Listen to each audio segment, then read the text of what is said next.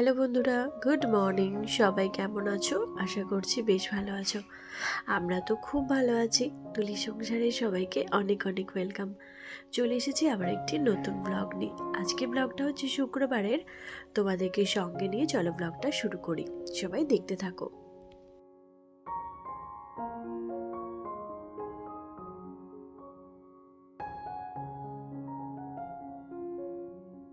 অন্য দিনের তুলনায় আজকে ঘুম থেকে উঠেছি অনেকটা আগে, কারণ আজ যে আমার বাড়ি যাওয়ার পালা।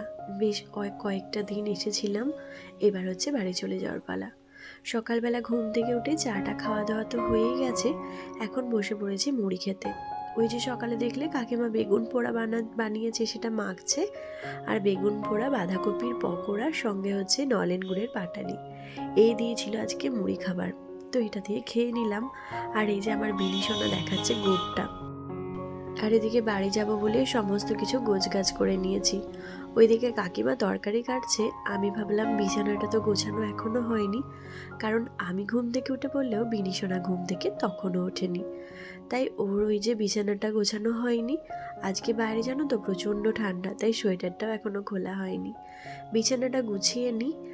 আর এদিকে মোজাটাও পরেছিলাম, এত নিচেটা ঠান্ডা না। তো বাড়িতে তো সবসময় চটিটা পরে থাকি, কিন্তু এখানে তো চটি পরে থাকি না, তাই মোজাটাও পরেছিলাম। চলো বিছানাটা গুছিয়ে নিয়ে আজকে আমার এই ঘরেতে লাস্ট একটা কাজ আছে, সেটাও সেরে নেব। মা গেছে স্কুল। মা স্কুল থেকে আসার পর দুপুরে খাওয়া দাওয়া করে আমরা বাড়ি চলে যাব। আজকে যাওয়ার কথা ছিল সকালবেলাতেই, কিন্তু কাল যেহেতু বৃহস্পতিবার ছিল, আর কালকে লক্ষ্মী পুজোও ছিল, আর আজকে শুক্রবার, কালকে তো নিরামিষ খাবার দাবার হয়েছে। আজকে মা বলেছিল একটু মাছের ঝোল ভাত খেয়ে না বাড়ি গেলে হয়। তো সেই জন্য সকালের দিকে না গিয়ে বিকালের দিকে বাড়ি যাব। আর এদিকে আমার ছোটো কাকু বলেছিল যে মাংস নিয়ে আসবে, কিন্তু আমি বারণ করেছি, কারণ বেশ কয়েকদিন ধরে এখানে মাংস খাওয়া দাওয়া হচ্ছে। তাই আজকে বলেছিলাম যে একটু মাছের ঝোল, পাতলা করে মাছের ঝোল দিয়ে ভাতই খেয়ে যাব। তো সেরকমই সকালবেলাতেই আমাদের আজকে এখানে হাট বসে। সোম আর শুক্র আমাদের এখানে হাট বসে। তো সেই জন্য সেখান থেকে, সেই হাট থেকে সবজিপাতি তো কেনা হয়ই, সেখান থেকে মাছও কেনা হয়, টাটকা মাছ। তো সেই মাছেরই আজকে ঝোল হবে। আর এদিকে এই যে মায়ের আলমারিটা আজকে আমি অর্গানাইজ করব।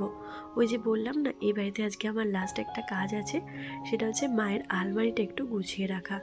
দেখো কীরকম অগোছালো হয়ে আছে। আমার মা যদিও খুব একটা শাড়ি পছন্দ করে সেটা বলবো না, ওই পরার মতো হলেই হচ্ছে। কারণ অনেকে আছে, অনেকে কেন, আমি নিজেই আছি, ভীষণ শাড়ি পছন্দ করি। তো যে কোনো অনুষ্ঠানে মনে হয় একটা করে শাড়ি পরি, বা যে কোনো অনুষ্ঠানে মনে হয় একটা করে শাড়ি কিনি, আমি এতটাই পছন্দ করি। কিন্তু আমার মা কিন্তু তার একদম উল্টো। শাড়ি বা গহনা কোনোটাই আমার মায়ের খুব একটা পছন্দ নয়। আমার মায়ের একটা জিনিস ভীষণ পছন্দের, সেটা হচ্ছে বেড়াতে যাওয়া। আমার মা ঘুরতে ভীষণ ভালোবাসে। আর সেই জন্য এখন সময় সুযোগ পেলেই মা কিন্তু এদিক ওদিক ঘুরে আসে।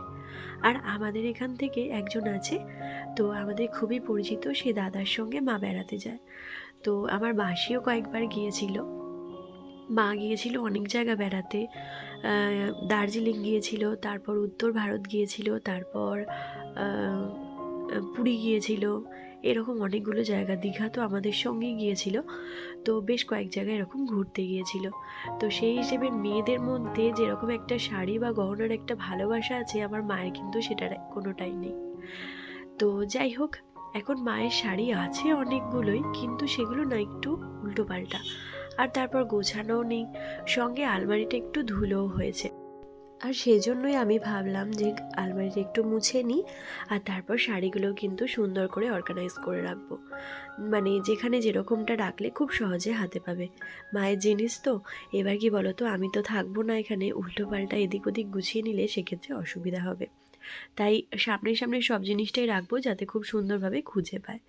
এদিকে এই যে দেখো, একটা নরম কাপড় নিয়েছি, সেটা দিয়ে আমি আলমারিটা মুছে নিচ্ছি। দেখতে পাচ্ছ কোনা কোনাগুলো কীরকম ধুলো হয়েছে। আসলে কি বলতো, আলমারি তো সবসময় খোলা এরকম হয়, তো যার ফলে খুবই না ধুলো ঢুকে যায়। আমার বাড়ির আলমারিগুলোরও কিন্তু এরকম সেম অবস্থা। তো আমি বেশিরভাগ সময় ওই যে পেপার পেরে রাখি, যার ফলে ধুলো হয়, কিন্তু ওই যে খুব একটা কোনা কোনাগুলো মুছে দিলে খুব একটা সুন্দরভাবে পরিষ্কার হয়ে যায়। আগে তো যখনই আসতাম তখনই মায়ের আলমারি গোছাতাম, ঘরটা সঠিকভাবে বারবার গোছানো না হলেও আলমারিটা কিন্তু আমি প্রত্যেকবার এসে গোছাতাম। কিন্তু তখন আমার ইন্দুসোনা অনেক ছোট ছিল। আর ইন্দুসোনা ছোট থাকার কারণে কি বলতো, আমি প্রায় সময় এসে ওই 10 দিন 15 দিন করে থাকতাম, সেই জন্য। কিন্তু এখন তো ইন্দুসোনার পড়াশোনা এসব শুরু হয়ে গেছে, তো আমি খুব একটা আসতে পাই না। আর এলেও কি ওই 2-1 দিনের জন্য হয়তো থাকলাম, দিয়ে চলে গেলাম। সেজন্য সেরকমভাবে আর গোছানি কিছু হয় না। এবারে দেখলাম বেশ কয়েকদিন যখন আছি, তখন মায়ের ঘরটা একটু গুছিয়ে রেখে যাই, তাহলে আমারও ভালো লাগবে, মায়েরও ভালো লাগবে।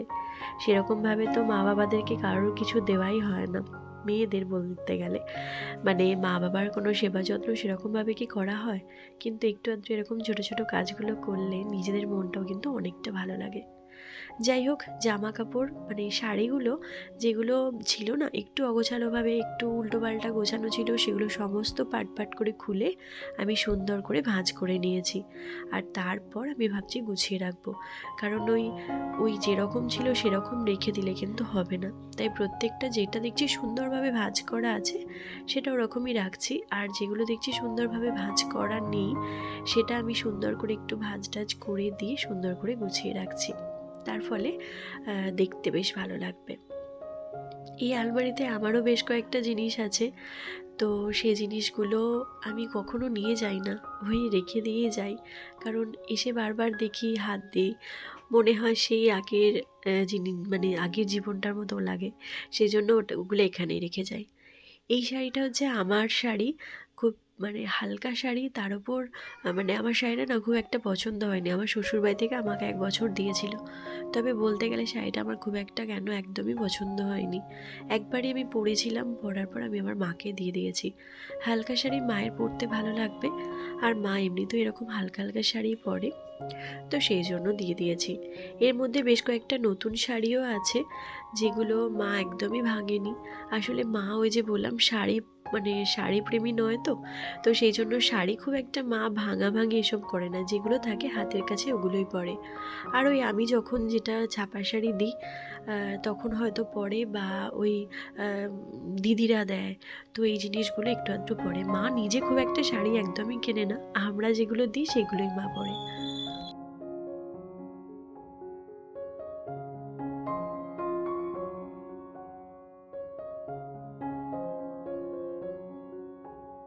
বেশ কিছুটা গুছিয়ে নিয়েছি। আর ওই যে হ্যাঙ্গারে যে সমস্ত সিল্কের শাড়িগুলো হয় না, ওগুলো আমি হ্যাঙ্গারে ঝুলিয়ে রেখে দিলাম। তার ফলে কি মায়ের ওগুলো পরতে সুবিধা হবে বা নিতেও সুবিধা হবে। আর কি বলতো, সিল্কের শাড়ি না হ্যাঙ্গারে রাখাই ভালো, আমার শাশুড়ি মা তো তাই বলে। তো সেই জন্য ওগুলো ওখানেই রেখে দিয়েছি। আর এইভাবেই টুকটাক করে সুন্দর করে আলমারিটা গুছিয়ে দিয়েছি। যেগুলো জানি যে মা এগুলো খুব ডেলি ইউজ করবে, মানে হয়তো কোথাও গেল এলো সেখানে হঠাৎ করেই পরবে, সেগুলো একটু সামনে সামনে রেখে দিয়েছি। আর অনেক শাড়ি আছে যেগুলো মানে সুন্দর করে মার-টার দেওয়া নাই, তো সেগুলো আলাদা জায়গায় রাখছি, কারণ ওগুলো হয়তো খুব কোথাও গেলে এলেই বার করবে, পরবে, সেই জন্য। আর এই আলমারিটা আমি পছন্দ করে কিনেছিলাম, আমার বিয়ের অনেক আগে এই আলমারিটা কেনা মায়ের, মানে অনেক বছরের আলমারি, বলতে পারো 20 বছর হয়ে গেল। তো তখন এই আলমারিটা কেনা। সামনেটা তখন একদম চকলেট কালার ছিল, আর পিছনটা ছিল ক্রিম কালার। তো কালারটা দেখে আমার এত পছন্দ হয়েছিল। আর তখন এই দুপাল্লার আলমারিগুলো ভীষণ উঠেছিল, মানে এই সামনে হ্যান্ডেল দেওয়া। তো সেগুলো দেখে আমার ভীষণ পছন্দ হয়েছিল, তখন কিনেছিলাম।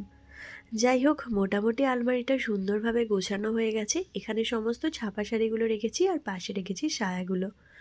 তো এইগুলো খুব তাড়াতাড়ি বার করতে পারবে এবং পরতেও পারবে।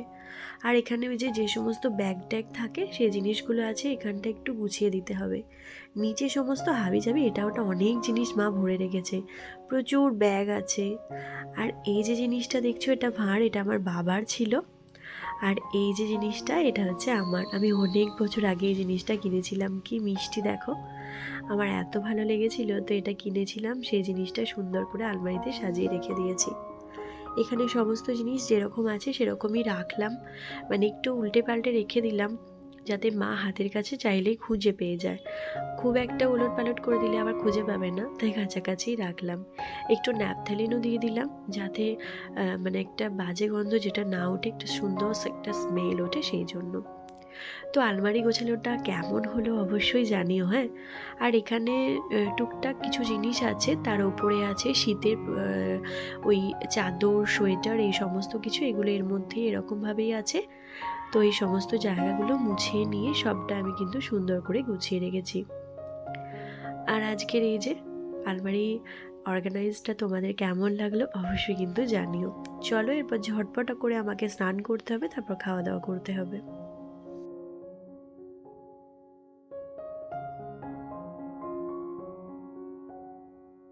এই যে এখন খেতে বসে পড়েছি, এটা হচ্ছে ফুলকপি আলু পোস্ত, পালং শাকের তরকারি আর মাছ। আর এটা হচ্ছে আমার প্রিয় মূলো, আলু, বেগুন, এই সমস্ত কিছু দিয়ে একটা টক, আমার ভীষণ ভালো লাগে খেতে। আজকে যেহেতু বাজার ছিল, তাই আমার জন্য কাকু একটু সবজি বাজারও কিনে দিয়েছে, যেটা আমি নিয়ে যাব। চলো খাওয়া দাওয়া করে এই যে বেরিয়ে পড়েছি। আর মুখে হাসি হাসি হাসিটা রেখেছি, কিন্তু মুখে হাসি থাকলেও মনটা কিন্তু ভীষণ কষ্ট লাগছে। আবার কবে আসবো জানি না। এখন তো গিয়ে এখন ইন্দুর পড়াশোনা জোরদার দিয়ে শুরু হবে, কারণ সামনে ইন্দুর আবার ফাইনাল পরীক্ষা, সেই জন্য ইন্দুও মুখে বেশ হাসি হাসি যাচ্ছে, কিন্তু ওখানে গিয়ে না ভীষণ কান্নাকাটি জুড়বে। আর এই যে সবাইকে এখন প্রণাম করে নিচ্ছে, এটা আমি ওকে ছোট্ট থেকেই শিখিয়েছি, যাতে সবাইকে যেন কোথাও যায় বা আসে সবাইকে যেন প্রণাম করে। এটা যে মানে খুব কি বলবো, এটা সবাইকে শেখানো উচিত, সেই হিসেবে আমি শিখিয়েছি ওদেরকে। ছোট ছোট ম্যানার্সগুলো সব কিছু জিনিসই বাচ্চাদের শেখানো উচিত। আর যাবো আমরা টোটো করে, তো টোটোটা এখন দাঁড়িয়েই আছে। আর এবারের মতো বাবার মন্দিরটাকেও বাই করে দিয়ে এখন চললাম। আবার হয়তো সেই গাজনে আসা, এখন আর নয়, সেই নতুন বছর পড়বে, মানে বাংলায় নতুন বছর পড়বে, তখন আবার আসবো। তো যাওয়ার সময় না এই টোটোটাতে চেপে আমি আর মুখটা ফিরিয়ে তাকাই না, যে সবাইকে টাটা করব, সেটা আর করি না। কারণ চলে যাওয়ার সময় মায়ের মুখটার দিকে তাকিয়ে সত্যি ভীষণ কষ্ট লাগে। মা যখনই বেশি 2-1 দিন থাকে না, তখন চলে যাওয়ার সময় মার ভীষণ কষ্ট হয়, আর গিয়ে ফোন করেই ভীষণ কান্নাকাটি করে। তো সেই জন্য খুব একটা পিছন ফিরে আর তাকাই না। তো চলো, আমার নিজেরও মন খারাপ হয়, সঙ্গে তো মায়ের মন খারাপ হবেই। আর কাকিমায়েরাও কিন্তু ভীষণ মিস করে মেয়েগুলোকে, ওদেরও খুব মন খারাপ হয় মেয়েগুলোর জন্য। তো চলো বন্ধুরা, আজকের মতো ব্লগটা এখানেই শেষ করছি। বাড়ি গিয়ে রয়েছে আমার প্রচুর কাজ। আজকে শুনেছি যে আমার কাজের মেয়ে আসেনি, মানে বাসন ধোয়া, ঘর মোছা, এই সমস্ত কিছু আমাকে গিয়েই করতে হবে। তো সেই জন্য রয়েছে প্রচুর কাজ। রাস্তায় যেতে যেতে ভাবলাম রাস্তার দৃশ্যটা তোমাদের সঙ্গে একটু শেয়ার করি।